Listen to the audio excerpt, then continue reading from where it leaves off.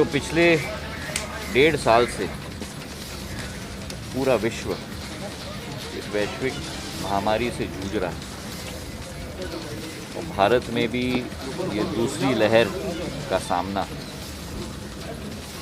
पूरे 130 करोड़ भारतवासियों ने एक अनुशासन के साथ और एक सावधानी के साथ सामना किया है। प्रधानमंत्री नरेंद्र मोदी जी और प्रदेश के मुख्यमंत्री शिवराज सिंह जी ने हर संभव प्रयास करके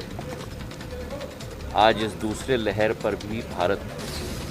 काबू पाने में सक्षम और सफल हुआ। कई घरों में एक दुख का पहाड़ टूटा है और इस समय में जो एक आत्मीयता का रिश्ता मेरा इस मालवा अंचल के साथ है,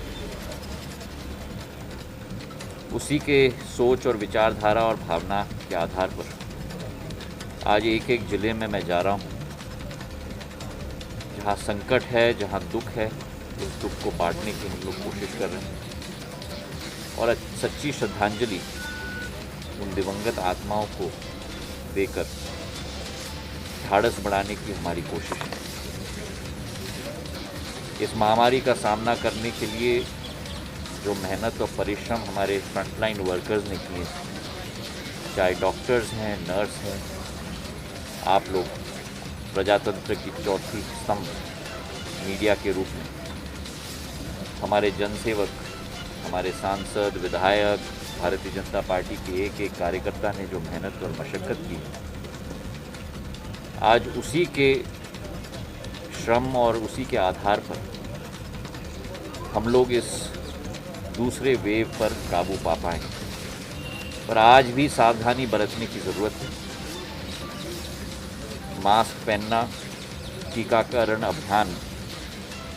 पूर्ण रूप से लागू करना एक एक गांव में, एक एक शहर में, ये हमें अपनी जिम्मेदारी नहीं, लेकिन ये हमें अपना धर्म मानना होगा। और उस तारतम्य में भी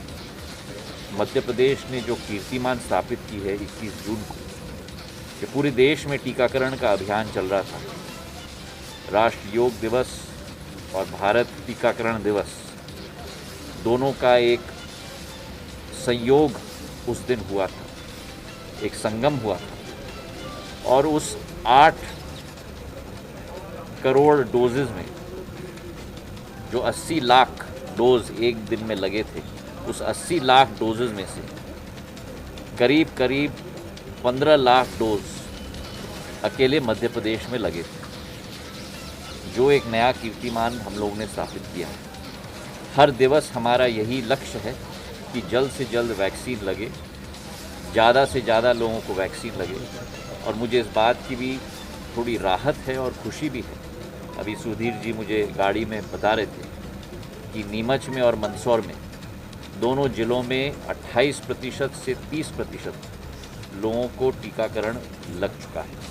पहला डोज। दिसंबर तक हम लोगों का संकल्प है कि पूरे देश में जो 18 वर्ष से आयु के कम लोग हैं, कुल मिलाकर 90-95 करोड़ लोग, उन सभी को कम से कम एक टीका लगे और ज़्यादा से ज़्यादा लोगों को 2 टीके लगे। उसी अभियान के तहत जो आज भारत ने कीर्तिमान स्थापित किया है, पूरे विश्व में 35 करोड़ लोगों को पहला टीका लग चुका है,